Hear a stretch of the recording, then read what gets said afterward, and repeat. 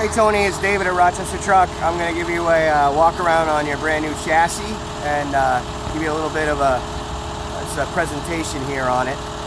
This is your 2017 HINO 268A. This is a 25-950 GVW cabin chassis. That is a non-CDL truck. We'll start from the front. You'll notice it has a chrome bumper. It has a chrome grille, has the high intensity discharge headlamps and the HINO emblem in the front. You'll see it has the chrome mirror covers and the marker lights on top of the roof. The slope of this hood gives you 45% greater visibility out of the cab than any other medium duty truck in class. The truck has Alcoa aluminum Durabrite wheels. Those, all you have to do is wash them with a little bit of hot water and soap and they always stay shiny. You have a 50-gallon fuel tank. This truck is going to average around 11-12 miles per gallon based on whomever is driving it. That's where your battery is located. You've got a single battery in there, which is more than enough to do what you need to do. You can run this truck on ultra low sulfur diesel fuel or B20 biodiesel if you have anyone that distributes that in your location. Obviously the frame rail is long because we order them that way because we never know what's going to go on there, so this would be shortened. This has Hendrickson air ride suspension. This suspension also it has a dump valve, so you can lower the suspension, and we're going to get into the advantage of that here in a minute. You also have the Alcoa wheels on the rear, shock absorbers and the airbags, and a nice clean frame all the way up to the cab. On this side, you'll also see the inside wheels are steel, but we order them all like that anyway. Once again, you have the Alcoa wheels, your Hendrickson air suspension. These right here are called huck bolts. The advantage of these over regular fasteners are that these never loosen. So these cross members are super solid and will never loosen or rattle over time. No matter what, you have to, in order to remove these, you have to cut them off with a torch. These are your air tanks for your air ride and your air brakes. You have a heated air dryer. This is a Bendix air brake system, and that's your filter for that. This is your selective catalytic reduction system. This is the emission system. You'll notice that the tailpipe is pointed down and inboard, so the exhaust doesn't blow down the frame rails. That's as dirty as your tailpipe's ever going to get. The only thing that comes out of this tailpipe is hot air and a little bit of CO2. This is your diesel exhaust fluid tank.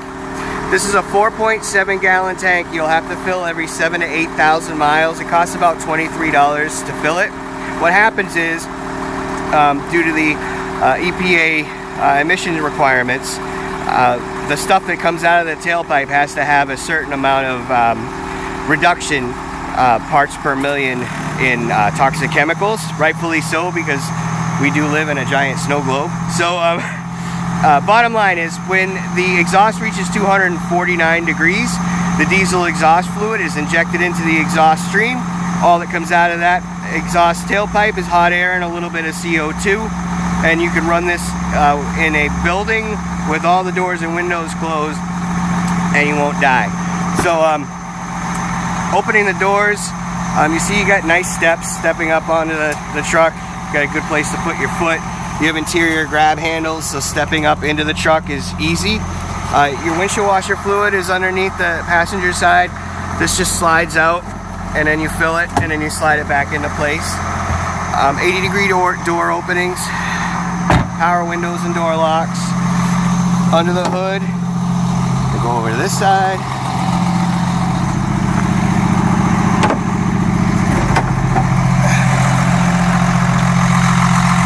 This is a HINO engine. HINO has been manufacturing engines for over 100 years. This is the most reliable medium-duty truck engine on the planet. This truck has no multiplex wiring, so there's no big conglomeration of wires up here. The advantage to you is you will not experience any electrical problems with this truck whatsoever. This is a dry-line common rail fuel-injected engine. We have customers operating daily in excess of 1 million miles on their original HINO engines. There's nothing that you need to do to this other than have regular service done. Your fuel filter is located under the hood. This is a heated fuel filter. There's a water in fuel sensor that lets you know if water is in your fuel. If water is in your fuel, you turn this little petcock and it'll drain out, turn it back. It's time to change it when the fuel's up here to that change line. Other than that, you'll notice the steering gear is all the way forward on the frame rail, which gives you a 55-degree wheel cut, which means to you a super maneuverable truck. Absolutely the tightest turning radius in the industry. Let's shut this. If your driver's having a bad day, they can't slam the hood down because there's a gas supported strut that lets it go down nice and slow. Let me go ahead and lock that into place. Go back in here. Once again, interior grab handles. You have an air supported seat, so the driver is not in a bench seat configuration. You notice this, so this is the driver's side seat, which is ergonomically correct, and also has an adjustable armrest. They can click into place however they want. Then you have a two-person bench seat over there. Automatic transmission. The transmission does not have a park mode. You put it in neutral, and then you engage the air brake. So basically, you drive the truck in overdrive, OD. In economy mode. When you're fully loaded, shift on the fly to power mode. Once you unload, go back into economy mode. Always drive the truck in overdrive. The truck has heated exterior mirrors. It has power exterior mirrors. It also has a locking rear differential. So when I click this button right there, and I unclick it, when I turn it on, it lets you know that the diff lock is on. Then you shut it off, and the diff lock is off. That turns the rear wheels into one solid axle, which would allow you to get out of any slippery situation and would also rip a house off the foundations if you needed to. You have a single cup holder here. You have dual cup holders here. And this thing opens up and you can put, we got guys that'll put like ice packs in there and keep their sandwiches and stuff in there. Maybe some little raw bar or something. This button right here is to do a regeneration, which we'll get into when we got more time. That's your cigarette lighter / power outlet. Your exhaust brake. See when I did that? All right, I push this down, and then that comes on. See that? On the top left.